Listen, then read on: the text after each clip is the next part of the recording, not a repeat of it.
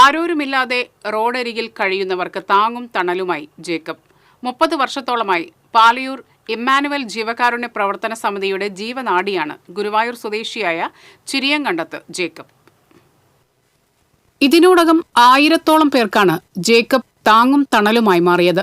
അതാത് പ്രദേശത്തെ പോലീസ്, ജനപ്രതിനിധികൾ എന്നിവരുമായി കൂടിയാലോചനകൾക്ക് ശേഷമാണ് ആരാരുമില്ലാതെ റോഡരികിൽ കഴിയുന്നവരെ അവരുടെ സമ്മതത്തോടുകൂടി കാരുണ്യ ഭവനങ്ങളിലേക്ക് കൊണ്ടുപോയി ഏൽപ്പിക്കുന്നത്. പാലയൂർ ഡോബിപ്പടി ബസ് കാത്തിരിപ്പ് കേന്ദ്രത്തിൽ അവശനിലയിൽ കഴിഞ്ഞിരുന്ന കണ്ണൂർ സ്വദേശി മാത്യുവിനെക്കുറിച്ച് ചാവക്കാട് നഗരസഭ വികസന സ്റ്റാൻഡിംഗ് കമ്മിറ്റി ചെയർപേഴ്സണും വാർഡ് കൗൺസിലർ ഷാഹിന സലീമും മറ്റു നാട്ടുകാരും പറഞ്ഞാണ് ജേക്കബ് പറയുന്നത്. ഇയാളുടെ ദയനീയ അവസ്ഥ മനസ്സിലാക്കിയ ജേക്കബ് ജടപിടിച്ച് കിടന്നിരുന്ന മാത്യുവിനെ മുടിയും താടിയും വെട്ടി കുളിപ്പിച്ച് വൃത്തിയുള്ള വസ്ത്രങ്ങൾ ധരിപ്പിച്ച് അഞ്ഞൂർ ദിവ്യദർശൻ ആശ്രമത്തിലേക്ക് മാറ്റി. പഠിക്കുന്നതിന് ഇയാളെ കിട്ടിയത് അവിടുത്തെ കൗൺസിലറായിട്ട് ബന്ധപ്പെട്ട് അവരെ അടുത്തൊക്കെയായിട്ട് ദിവ്യദർശൻ ആശ്രമത്തിലേക്ക് അഞ്ഞൂരിക്കണ കൊണ്ടുപോകുന്നത്. അങ്ങനെ അവിടെ സുഖമായിട്ട് ജീവിക്കാം.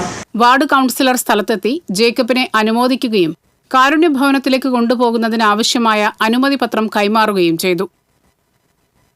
TCV news, Chavakkad.